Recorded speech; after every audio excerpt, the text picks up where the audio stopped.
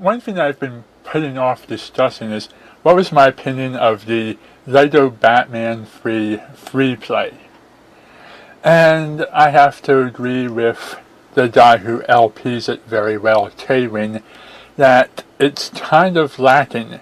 You see, in Lego Batman 2 and Lego Marvel, you have huge cities that you can run around in, vehicles you can drive, and all sorts of missions you can do. Lego Batman 3, instead of giving you huge vast areas to explore and run around in, gives you a series of small hubs, such as the Batcave, the Watchtower, the Hall of Justice, the Hall of Doom, and the Lantern Planets. And even though people will argue that the Lantern Planets are huge enough that you can free roam on them, they're technically not all that impressive, as there's nothing on them. There's no population, there's no vehicles, there's really nothing going on except these vast, large orbs drifting around in space.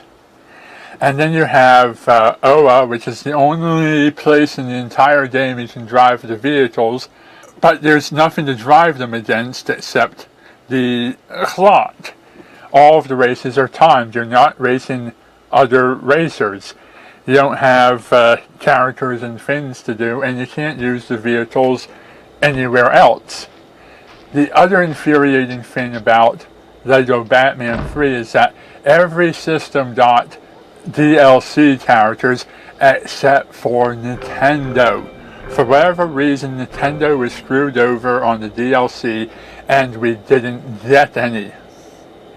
But with all of those arguments aside, Lego Batman 3 itself is still a good game, and you get a wide variety of characters to play with.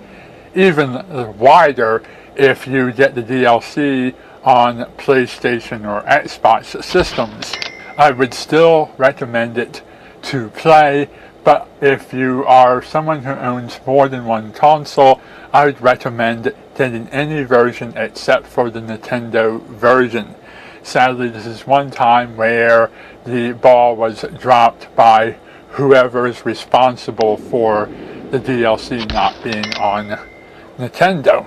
The fact that the free roam does not have vehicles and pedestrians and NPCs and so forth is only a small matter.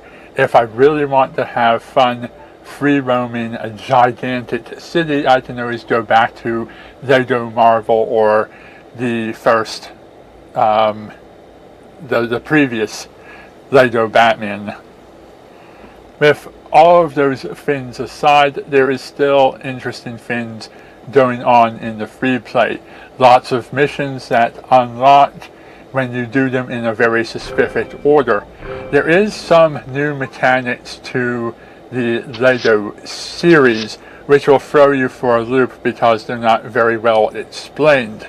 But a few questions asked on the internet forums, and you'll get your answer as to how to get yourself through some of the trickier situations. If you're unlocking things, you definitely want to do absolutely everything, not just the little mini hub worlds and the game replay areas, but the virtual levels and the hidden levels as well. Anyhow, that's my feeling of the game overall. It's got lots of nice characters, lots of good story.